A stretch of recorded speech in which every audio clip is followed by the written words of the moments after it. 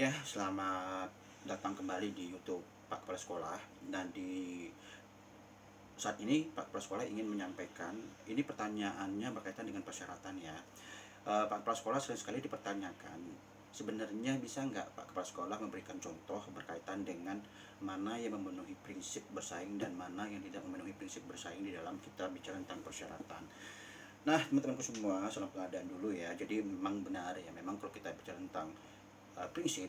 Jadi prinsip ini bukan bicara tentang di perencanaan saja, di persiapan pengadaan saja, tapi juga pada saat kita bicara tentang melaksanakan pemilihan, ya, tepatnya pada saat kita menyusun dan menetapkan dokumen pemilihan, tentu ada ruang di sini tugas pokja pemilihan itu menetapkan persyaratan PPK ke dalam dokumen pemilihan. Nah, jadi pertanyaan tadi, kalau saya contohkan langsung saja ya, kapan memenuhi prinsip bersaing dan kapan tidak memenuhi prinsip bersaing. Nah, kalau kita bicara tentang prinsip bersaing, berarti kata kuncinya ada yang dipersaingkan. Contoh misalnya, prinsip yang bersaing ya, yang ada dipersaingkan di sini ketika kita bicara tentang tender di atas 15M atau paling kecil di atas 15M, itu memungkinkan untuk menetapkan dua persyaratan SBU. Nah, seringkali ada peserta menyatakan bahwa bisa tidak SBU-nya satu karena kami tidak bisa mengikuti tender. Nah, apakah pernyataan dari peserta itu adalah bagian dari tidak memenuhi prinsip bersaing? Tentu tidak ya, karena masih bisa dilakukan secara KSO. Jadi prinsip bersaingnya ketemu, yang dipersaingkan adalah SBU-nya, 2 SBU, di mana 2 SBU ini memang benar dibutuhkan di dalam persyaratan tender. Yang kedua berkaitan dengan prinsip yang tidak memenuhi persaingan.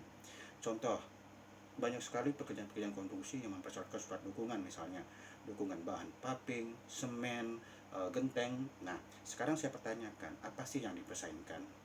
Semennya, gentengnya, papingnya. Nah, kalau kita bicara tentang semen, paping, genteng, itu kan sebenarnya ada di pasaran umum ya. Buat apa dipersaingkan? Malah akan membatasi persaingan. Yang dibatasi adalah susahnya peserta akan mendapatkan dukungan, bukan dari spesifikasinya. Nah, ini yang harus dibedakan ya. Artinya apa? Ketika kita bicara tentang contoh yang surat dukungan yang memenuhi persaingan, misalnya barang impor, tentu yang dipersaingkan adalah barangnya, spesifikasi impornya. Makanya ada letter of agreement atau LOA. Jadi di sini yang dipertandingkan adalah spesifikasinya, bukan dukungannya.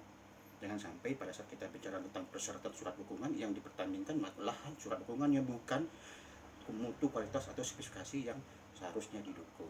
Nah, itu teman-teman semua secara sederhana ya. Ketemu kita di bulan Juni, tanggalnya nanti Pak Presiden sampaikan di medsos ataupun di media-media lainnya. Salam pengadaan.